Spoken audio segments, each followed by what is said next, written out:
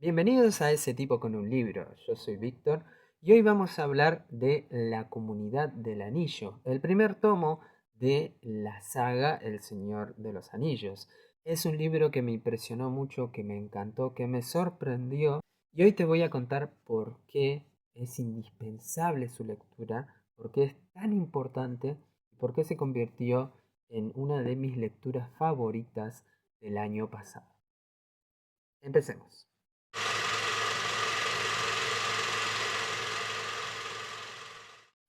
La Comunidad del Anillo, también conocida como The Fellowship of the Ring, fue escrita por J.R.R. Tolkien.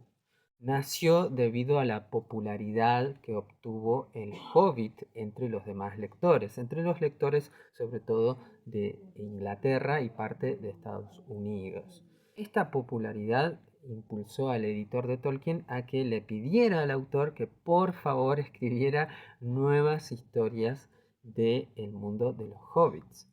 Tolkien se rehusó al principio porque quería terminar de escribir y darle forma a lo que había empezado con el Silmarillion. Sin embargo, poco tiempo después le escribió una carta a su editor diciéndole que ya había empezado a escribir los primeros capítulos de lo que sería una secuela del Hobbit.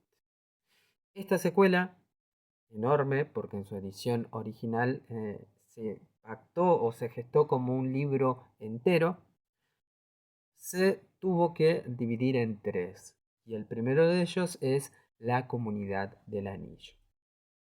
¿De qué se trata? Conocemos a Frodo, que hereda de su tío Bilbo un anillo. Este anillo fue creado por Sauron, el señor oscuro que reside en Mordor, y que significa no solamente un objeto valioso, un objeto peligroso, ya que puede causar destrucción y también puede tentar a quien lo tiene en mano, a quien lo tiene cerca. Esto conlleva no solamente la perdición de su usuario, sino también de toda Tierra Media. ¿Qué me pareció a mí esta primera incursión en el mundo de la Tierra Media? Y sobre todo en este primer libro que leo de Tolkien, porque una vez, hace mucho tiempo y allá lejos, que quise leer El Hobbit, pero ese libro no era mío, así que lo tuve que devolver. Ahora que leí La Comunidad del Anillo, la primera parte de la saga, la verdad me sentí sorprendido. Es un libro que no, yo le tenía mucho miedo, le tenía pavor, porque no sabía primero si me iba a gustar y tampoco sabía si iba a poder tener la capacidad cognitiva para entender la historia, entender los personajes y sus motivaciones. Vos dirás, bueno, si viste las películas no es tan difícil. Sin embargo, este libro tiene su carga simbólica, tiene su peso y sobre todo Tolkien como autor es una figura respetada. Es hablar de pesos pesados, es como hablar hoy día, no sé si tan fuerte, pero como hablar de George R.R. Martin, el escritor de la saga de Juego de Tronos, por ejemplo, o como hablar de Lord Dunsany. Lord Dunsany también es un autor que se eh, encargó de escribir muchas sagas y hablar de estos mundos que quizá existieron y nunca lo supimos, como La Reina del País de los Elfos, que influenció mucho a Tolkien. Me estoy yendo por las ramas, vuelvo. La cuestión, esto, decía que le tenía mucho miedo a la saga. Ya estoy leyendo la segunda parte, que es Las dos torres, y lo voy llevando muy despacio. Pero con este libro me pasó que cuando empezás a leerlo, está dividido en varias partes. La primera parte, que es fundamental, es el prólogo. Nos da a conocer el mundo de los hobbits, dónde viven y cómo se llevan entre ellos. Esto se hizo como una maniobra editorial para aquellas personas que no habían leído el Hobbit. Entonces ahí conocemos, por ejemplo, cómo se dividen entre ellos, las diferentes ramas que existen, porque están, por ejemplo, los pelosos, los fuertes, están también los altos. Estoy hablando, por ejemplo, de los hobbits, de lugares geográficos importantes, de personajes importantes y sobre todo la importancia del anillo único para la trama. El anillo único no es solamente un objeto, es un objeto que tienta, que genera maldad, que tiene su propio peso, no es ni siquiera, creo que es el primer objeto inanimado, además de Christine de Stephen King, que genera tanto revuelo en un mundo ficticio. Y es un parteaguas además, porque una vez que empezás a leer el libro, todo empieza de manera festiva. Todo es alegre, todo es fiesta. De hecho, es el cumpleaños de Bilbo. Y Bilbo, que es el tío de Frodo, el protagonista del libro, organiza todo una bacanal. Hay para comer, hay para tomar, están todos los parientes de acá, de allá. Entonces es todo diversión. Sin embargo, cuando se termina la fiesta y Bilbo desaparece, de hecho se pone el anillo único delante de un montón de gente, que uno de los poderes que adquieren quienes se ponen el anillo es volverse invisibles. Se pone el anillo, desaparece, se encuentra con Gandalf, que es un mago importante. Este le insiste que le deje su anillo a su sobrino Frodo. Frodo entonces, a partir de este momento, se ve en la obligación, en la labor de que se destruya ese anillo, porque es un anillo que causa mucho malestar a quien lo porta, pero también causa muchas fatalidades. Hasta ahí la sinopsis del libro. Yo, a medida que lo fui leyendo, lo fui organizando por colores. De hecho, esta reseña la debería haber escrito, debería haber hecho un guión aunque sea, pero no lo hice. Pero la lectura sí la organicé a partir de colores. Y de hecho me pareció muy divertido, me pareció muy ameno leerlo, porque cada color tiene un tema en específico.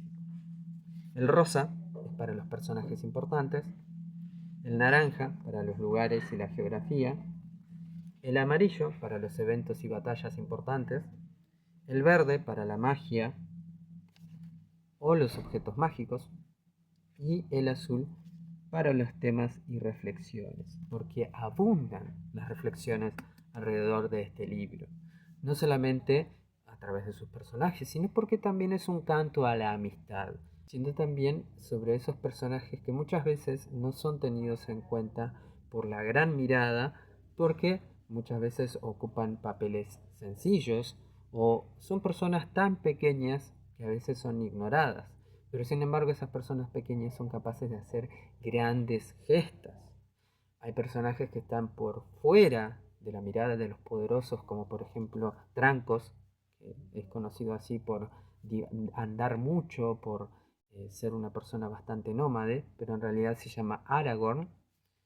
Y hay una frase relacionada a él que me parece muy bonita, que es, no todo aquel que anda, anda perdido.